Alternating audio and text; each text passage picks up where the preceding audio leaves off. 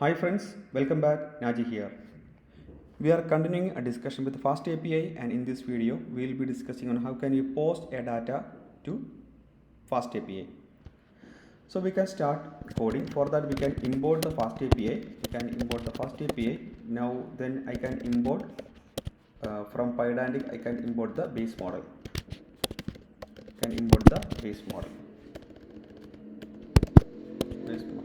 Now we can define a class.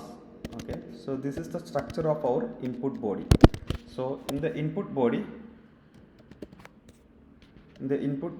we can define a string. Okay, and I'm expecting a description. So this description is a string and it can be none also. By default I can set it as a none.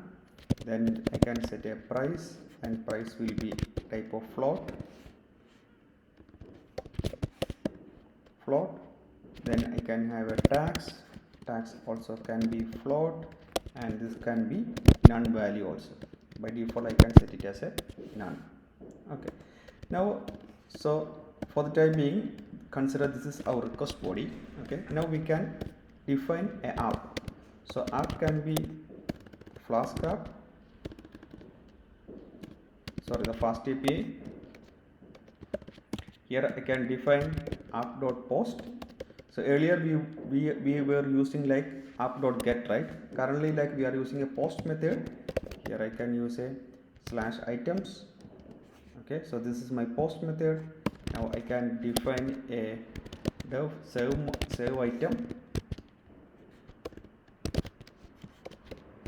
item, and here I will be expecting a items. Okay, now just to test, let me return the item. Okay, so this is a simple post method. Now we can try to run the FastAPI. So here I can use a FastAPI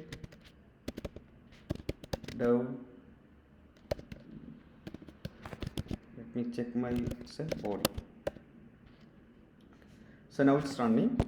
We can copy this one. So this is the dog. We can easily test our.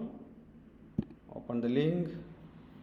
So link is open. So this will help us to test the data very easily. Just click on the try it out.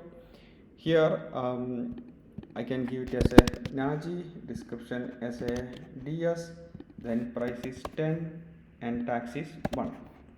Let me execute it. So the execution is completed. So we can see the response. The status code is 200 and response is fine. So we are just returning the data as it is. Okay. Now we can try with by removing the name. Okay. So let me remove the name and execute it. We can check the response. So response says missing body, that is name is missing, and the message is field is required. Okay, so why we are getting so? Because in the definitions we have mentioned that string is mandatory thing. Okay, so but description is not mandatory, so we can try that. We can try by removing the description and we'll see how this works. Okay, so now let me put it back and let me remove the description and execute it. Okay, so we'll see that we are getting again we are getting this time we are getting the status code as 200 and the description as a null. Okay, so the reason why is here we are accepting, we are saying that okay, this is not a mandatory, this can be none also. By default also we are setting as a none. Okay, now we can see how can we do some manipulations and how can we return the data. Okay, for that let me add one more variable. I can set it as a final price. This also I can set it as a float and can be none, and default also can be set is none. Okay, now I can set once we have the item here, I can access it using item dot.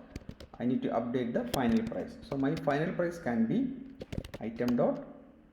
I can check my price, and into I can say that item dot tax.